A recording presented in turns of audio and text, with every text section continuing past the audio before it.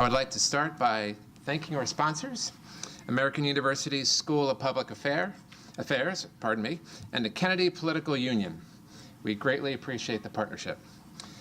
As the country, divided and polarized as it is, heads into the midterm elections, we are really pleased to be joined tonight by lawmakers who still believe in the power of bipartisan cooperation. A good thing, I would say.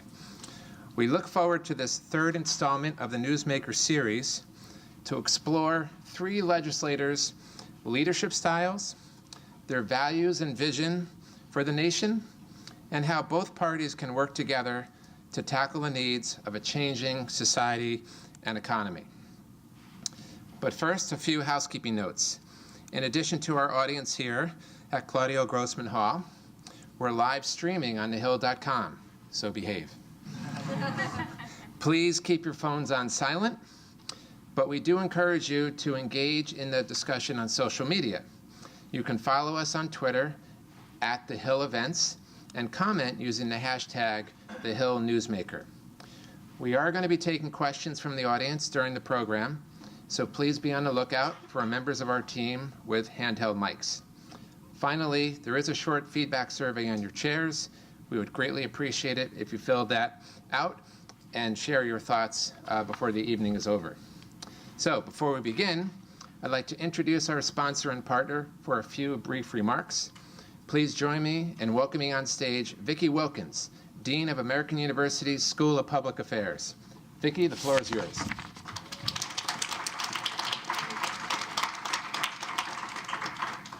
I was kind of worried about the makeshift step there, but I managed it. We did well. Thank you, Jack, for those kind comments. I'm so happy to be with you here this evening. On behalf of American University's School of Public Affairs and the Kennedy Political Union, I'd like to extend our thanks to our esteemed guests, Representatives Delaney, Cuellar, and King. And of course, thanks to Bob Cusack, who will be moderating tonight's discussion, and to the great team at The Hill. We really do appreciate the organization of today's events and the fact that we have such a strong partnership with them to move forward. We've been partnering with The Hill for about a year now, and this entire time we've been focused on the value of bipartisanship. I think it's safe to say that the importance of this discussion has not diminished in this year. But even today, in the highly polarized political climate, we think it's important to celebrate any and every example of bipartisanship. As you know, just last night, bipartisan leaders from both the House and the Senate unveiled a bill to fight the opioid epidemic. The work to address this crisis has been an incredible example of bipartisan cooperation this year. We also know that the Senate's investigation of the Russian interference with the election has proceeded largely along bipartisan lines. And of course, I'm hoping that we'll learn of even more good examples of bipartisanship tonight from our speakers. We at the School of Public Affairs hope this trend of bipartisanship will continue. So in the spirit of celebrating positive examples, we have partnered with former Congressman David Skaggs of Colorado to launch the new Madison Prize for Constitutional Excellence.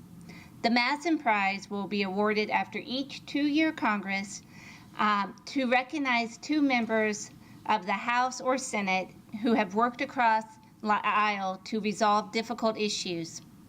We aim to honor national legislators who have been recognized the necessity for compromise in our politics and have shown public interest is more important than party doctrine. Nominations are open now through October 31st, and we hope that you will nominate someone. We plan to give out the inaugural prize in early 2019 to two deserving members from the 115th Congress. Please help us spread the word and submit a nomination if you have one. Thanks again for joining us this evening, and enjoy the conversation.